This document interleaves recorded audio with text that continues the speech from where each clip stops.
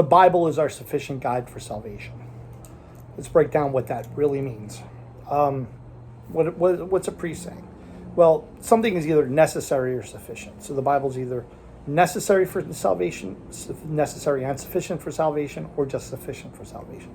When they're saying it's sufficient for salvation, is that if you read and understand the Bible, at some level you're certainly going to be saved. You're going to go to heaven because it's sufficient for that. But it's not saying that you have to read the Bible in order to go to heaven. Because it's not necessary. They never said it was necessary. They're saying it's sufficient. Well, anyway, I go on and on and on about the dodges that ministers who no longer really believe in the faith, the dodges that they go through. The way they duck around things, and but they know it's valuable to be a minister, but they're they're it's sort of like they're looking at the old way of looking at things and the new way of looking at things, and they're never too sure of which way to go in light of the actual attributes of the people in their congregation. I think the time has come for us to stand up and be stronger about that. For those of us who need to resist fundamentalists, you know what I mean, because they're not right. Their model of reality is ineffective, destructive, possibly, and is going to lead us to Nowhereville. So anyway, something like that. So I would remove from the Bible any part of it that indicates it's okay to be deceitful. I like the part where it says, let your yes mean yes and your no mean no. Everything else comes from the evil one. Jesus says that, I think, somewhere. You should hold on to that one. But the ones I would get rid of are like, don't cast your pearls before swine. Get rid of that one. I think that one and the other one, like, be as cunning as a serpent but as innocent as a dove. I think those kinds of sayings are sayings that fuel a religious leader's ability to be two-faced, to say one thing to one group but another thing to another group. If you're ever in a situation where you feel like it's necessary to say one thing to one group and another thing to another group, then you're not doing good. Now, maybe somebody is so bent on destruction, evil, they're a drug addict or whatever, that they have schizophrenia or something like that. Maybe to tell them the truth is not the best idea. Do you follow me? But even those are just weird exceptions that I don't even really want to get into. If a minister should be able to get in front of us and a priest should be able to get in front of us and say, I don't believe in any of this. I don't really think Jesus was resurrected, and I don't, I'm not even sure if God is there. I hope so.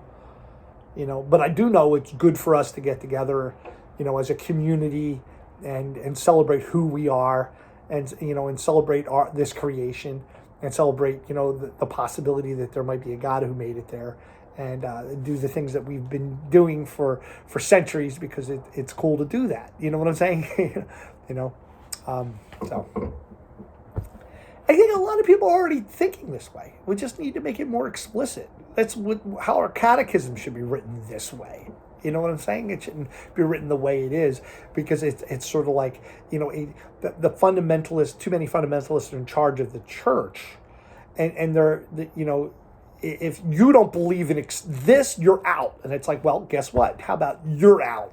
You know what I'm saying? That's just my opinion. But anyway, here's a verse I want to add to the Bible. I want to put this verse in the Bible. I philosophize with a hammer. I got that from Nietzsche's Twilight of the Idols. It's his subscript.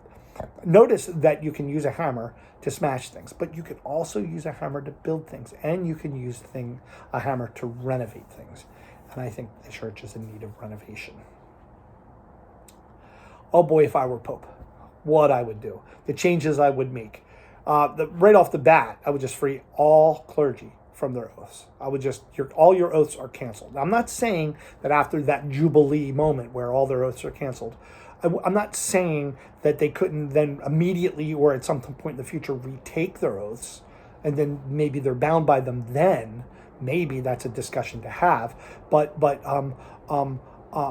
now I would just free all ministers from their oaths, everyone, and then let's see what happens, and go from there. That would be my first step if I became Pope. I could write an entire book on how I would revolutionize the church. I'll go into some more details here, but then at some point I'm gonna, I just don't have enough time. I have too much work to do. I got my 2 jobs. I got things I got to do. I want to write an entire book on this that I've written elsewhere on the topic, but I have no time, and there are too many things I need to cover. I have too many other jobs to do. I will say at some point in my future, I don't go to church right now. Kind of COVID stopped me from going. It's a couple of things, but I was donating money for, even up to even when I just didn't believe, just because I wanted to have the righteousness of donating it, But anyway, I stopped. I will say at some point in my future, I may enter into a phase where I agitate the Catholic Church. Go to Mass, take communion, be blisteringly honest in confession, and teach others about what I'm doing. But I will not say most of the Mass responses. I will not say amen. I will not do the sign of the cross. I will donate no money. I will not kneel. I will not, none of that stuff. You know what I mean? But I'll start donating money once the church creates a market to the theology that allows for my way of thinking and says I can still be Catholic.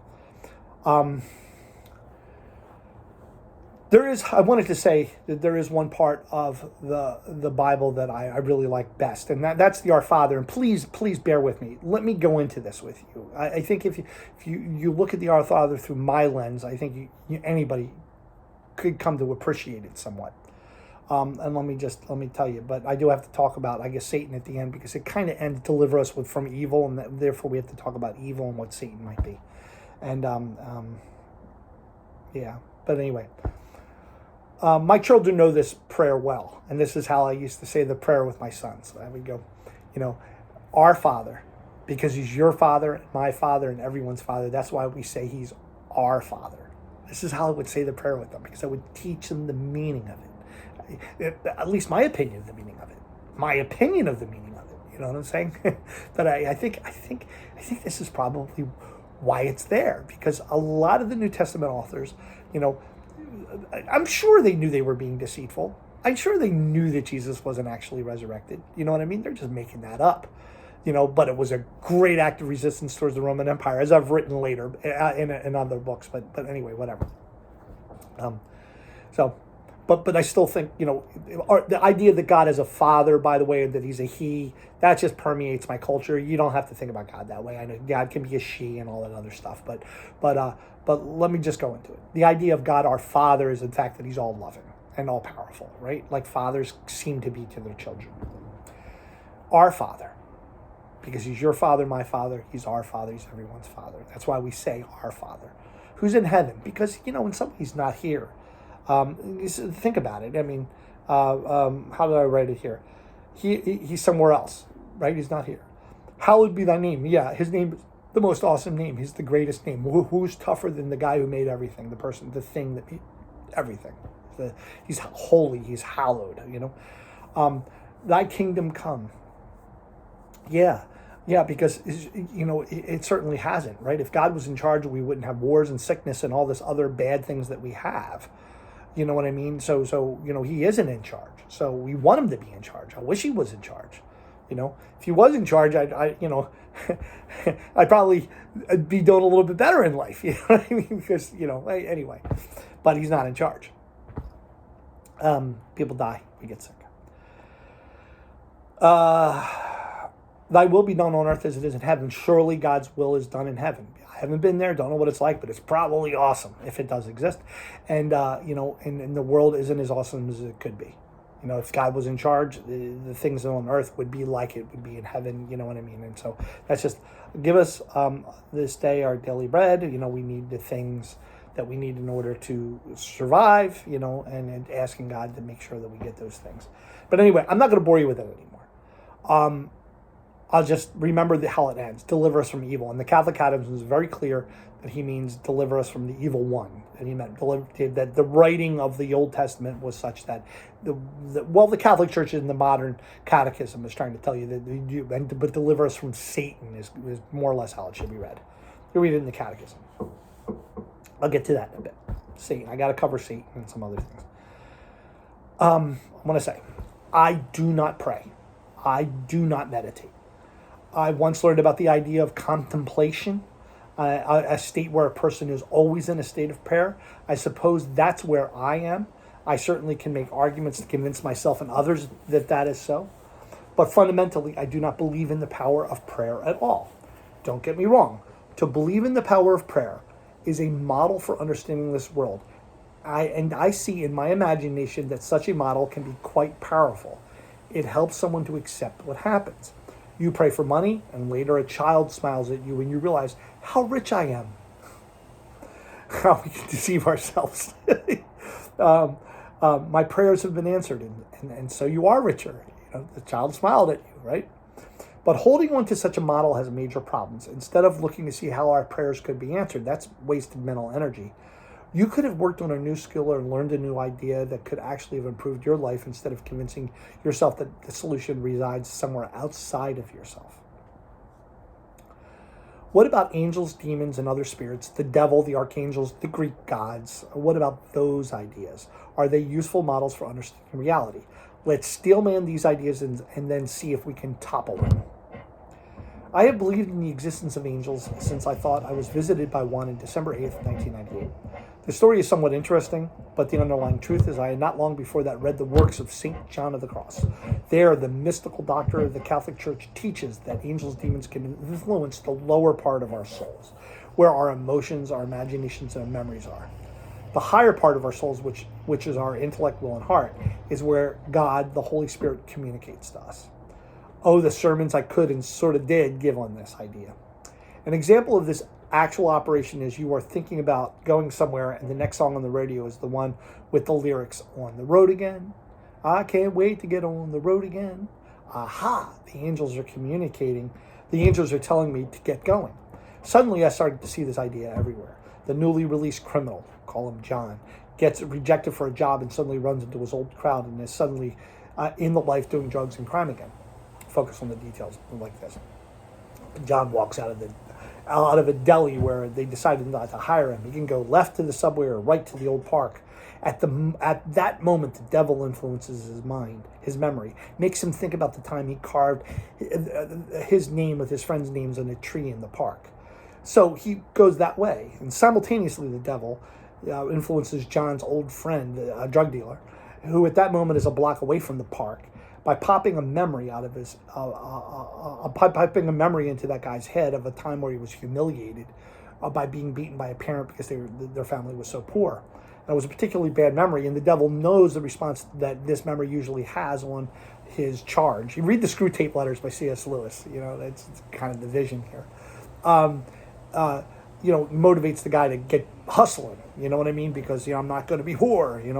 And so he goes to the park at the same time. And John and the drug dealer meet up with each other, and boom, the devil, choreographed that moment by manipulating simultaneously a slight thinking change in the thinking process of one person and a slight change in the thinking process of another person. This model of the spiritual world, and therefore my world and my life, this model of the spiritual world, therefore what's going on inside my mind and the world around me, had a very strong impact on me. Many things went in a positive direction for me after having this insight, reinforcing my belief in them. Whenever I wasn't detecting the presence of angels, I assumed it was because of my sinfulness, whether because of my current bad decisions, of a current bad decision, or a bad decision in the past coming home to roost.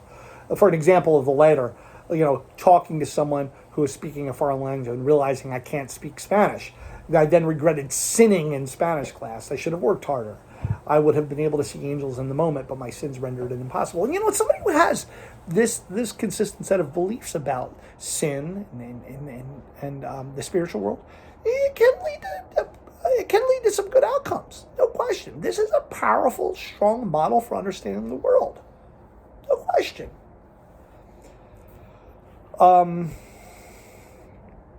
So let's go into what I wrote next. So I'm distracted by so many thoughts. So Satan, my enemy. How do you fight him? How do you beat him? What a motivating question. And Anyone who has actually read the the New Testament knows full well that you cannot understand Jesus at all without theorizing the existence of the devil. As the Catholic Catechism says somewhere, Satan is powerful because he is pure spirit. And anyone who looks at the evils in history clearly sees his influence. Against this model of reality that there are no spirits, against this model of reality, there's another model that says there are no spirits, there are no angels, demons, or there's no devil. Extremely improbable moments must happen to some every now and then, and that is a simple mathematical truth. If 108 billion people have existed and a billion seconds happen in 32 years, letting the seconds be moments, 108 billion times a billion is 10 to the 20th power number of moments given for somebody to say, you're not going to believe what just happened. Furthermore, it's simply clear to me that in human evolutionary development, we were meant to take in the moment, whatever we want, and not care about the future or anyone else. But slowly but surely we started to. So animals, what I observe animals is they automatically fight over the food. And they see food, they go for it, and I try to outcompete whoever's around them to get to the food first, right? But slowly but surely, groups that would realize that if you act in the interest of others around you, your group will be more successful, and there'll even be more food later, so you're more likely to survive.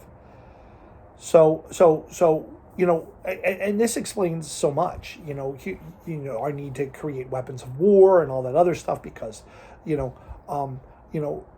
what's going on here, and I say it in my books, I was saying it when I was writing somewhere here, but, most of the evils of human history can be explained by human evolution journeying to a limiting point, oscillating between ourselves by putting ourselves first and before others, our family first before our group first before our nation, and our nation first before other nations.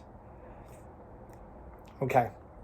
And the trouble that comes from not doing so. So we're always in this dilemma where our lives are a constant choice between thinking about ourselves and thinking about others, doing things for ourselves and doing things for others.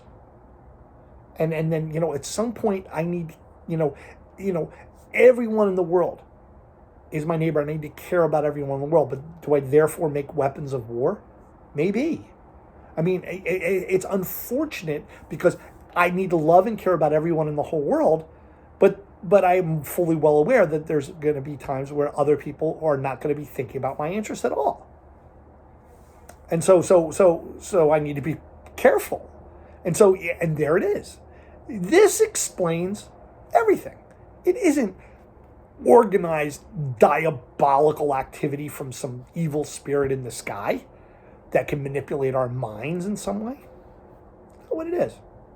It's more clear to me that the human evolutionary process, and when we look at the details of our history, we look at the details of the past. I mean, I got a lot from listening to Dan Carlin's Hardcore History. I'm in the middle of the supernova in the East and the Japanese and all that stuff. And it's like you look at anything that happened and you got to go before it to find something else that happened. And there's no question that the ancient, Jews came up with the idea of original sin or something like that by putting together the Adam and Eve story.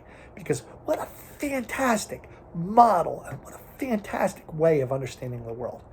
But that then leads to the idea that the world's a fallen world, that God doesn't love it, that, and that when somehow we need a redeemer or whatever it is that we're doing there. And the fact remains is that all that model is very consistent and logically powerful and beautiful. It's just not the truth.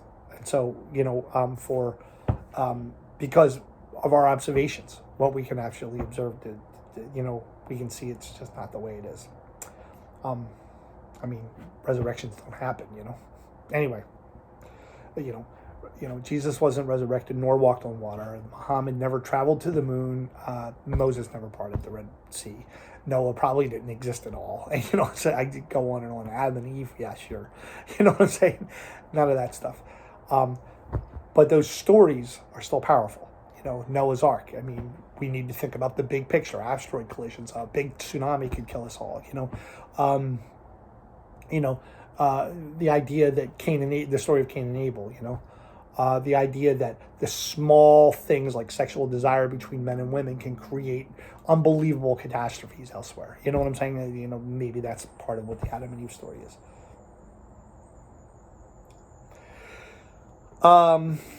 Most of the evils of human history can be explained by human evolution journeying to a limiting point, oscillating between putting ourselves first before others, our families first before a group, the group before the nation, and our nation before other nations. And the trouble that often comes from not putting those other ones first. So we're always in this dilemma where we have to go back and forth between putting ourselves first or others first, and trying to find win-win situations and etc. What woman isn't going to put her child first? She is, by vast evolutionary pressure, designed that way. But my imagination creates situations where I'm sure have happened, where a woman putting her child first causes war and empire collapse. I listened to an audiobook called 1,000 Brains, A New Theory of Intelligence. I didn't finish listening to it. I didn't need to. Our human brains are pattern seeking. And sometimes we will see patterns and connections between things where there simply isn't one. You see omens in everything. Like, oh, that's a bad omen to see that black cat walk in front of you, and go on and on and on. Now, more about the devil. One more paragraph here about the devil. I go on to something else. And I think I'm coming to an end. Yeah, I'm almost done. Good. The idea of the devil, I don't say model here, because it's been my experience that my model of the devil that I've held and only recently rejected was quite detailed and intricate, flowing from a detailed study of Catholic theology. To say that I held true to this model of the devil for a long time is not really the case. I've oscillated between wondering if it was true and thinking that it was true. The idea of the devil is powerful in human culture. No need to spell out the details. I am certain the idea of the devil can also strongly influence the thinking of an individual person. I love the teaching of the church that says any deal you make with the devil is automatically canceled. And in confession to a priest, the priest has the power to forgive you of this sin in the name of God. I still remember my confirmation where I say that we reject Satan and all his works and all his empty promises. I'm still willing to say those words, I suppose. I'm still willing to say those words. Absolutely. And we're supposed to say them every Easter, right? In fact, how I wish I were a pastor of a Catholic church. I'd love to be one. I would say the most gracious things at Mass, at weddings, grieving children at funerals. I'd love to baptize the babies and organize the church halls for banquets and AA meetings and all the good we could do. And the homeless, how we could help them. And offering a non-judgmental space to people who, in their shame, have no right to pick up their heads around ordinary people.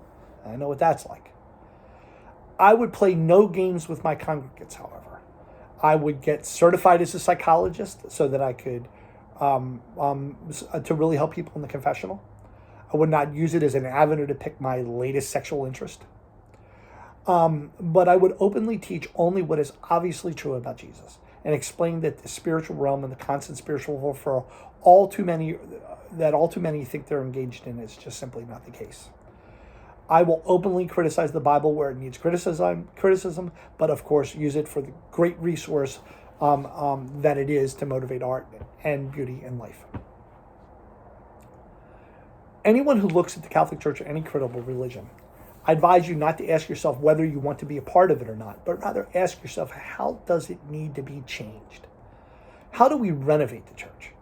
If some pope were to tell me I needed to believe in the Immaculate Conception in order to be a Catholic, and that I need to stand before the people and announce out loud things that may be false, I will not do so. But I may still go to Mass and take communion. What if they tell me I can't?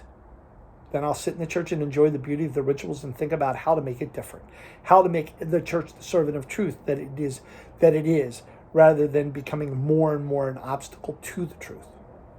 What if they won't let me in the door? Well, then I'll sit outside, and with others who agree with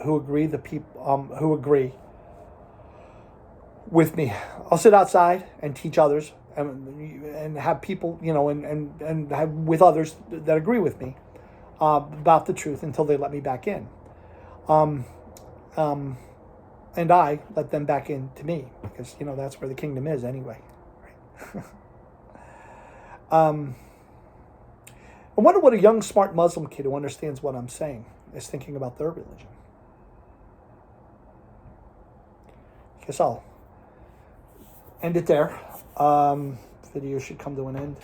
There's so many other things that I've thought about saying here. So many other things I've thought about saying here. I'm just bristling with ideas. But I don't have enough time. I don't have enough energy. I wish you all luck. Love you all. And we'll see what comes next.